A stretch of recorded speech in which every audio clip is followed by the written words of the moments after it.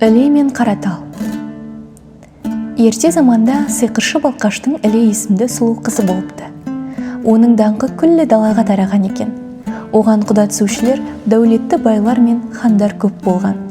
Бірақ олардың ешқайсысында қыз өзінің сұлулығына тең көрмепті. Сонда балқаш күйеулер үшін жарыс өткізуді қарады. Сөйтіп сиқыршы, кім ақылды, епті және күшті болып шықса, сол Ілені алады, деп хабарлайды. Бұл жайында жас Қараталдың құлағы шалады. Жігіт өте кедей еді. Бірақ оның бірер тамаша сәйгүлігі болатын. Өзі ептілігімен, жау жүректігімен және күшімен ерекшеленетін. Сондықтан сиқыршының сарайына барып, бақ сынауға Қараталды аттанады. Жарлы жігітпен балқаштың сөйлескісі де келмейді. Бірақ Іле оны бір көргеннен ақ жақсы көріп қалады. Әкесіне өтініш айтып, Қараталды күйеулер жарысына қатыстыруға оны көндіреді.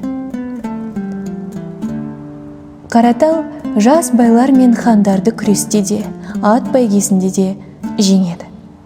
Алайда балқаш сөзінде тұрмайды. Ол кедей жігітті өзіне күйеу бала етуден бас тартады. Сұлу қыз күні бойы жылаумен өткізеді. Ал түнде оған құпия түрде Қаратал келеді де ұсыныс айтады. Егер мені шын сүйсең, менімен бірге жүр. Екеуміз бірге бақ табайық. Іле оған қуана келіседі. Сол түні-ақ олар Қараталдың атына мінгесіп, шауып кетеді. Балқаш олардың бірге қашып кеткені туралы біліп қояды. Далада күн күркірегеннен әрмен қатты естілген ашулы дауыспен ол қашқындарға тоқтаңдар деп әмір береді. Бірақ Іле мен Қараталдың қайтуға ниеті жоқ еді. Олар Қараталдың туған ауылына қарай құстай ұшады. Сонда сиқыршы балқаш далаға ауысып, қашқындардың аттарының аяғы астында үлкен көлге айналып кетеді.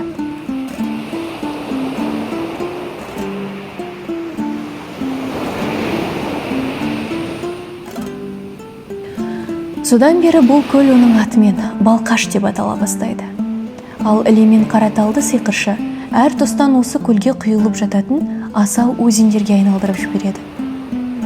Олардың қосылғысы келіп буырқанып толқып жатқанына талай ғасыр болды.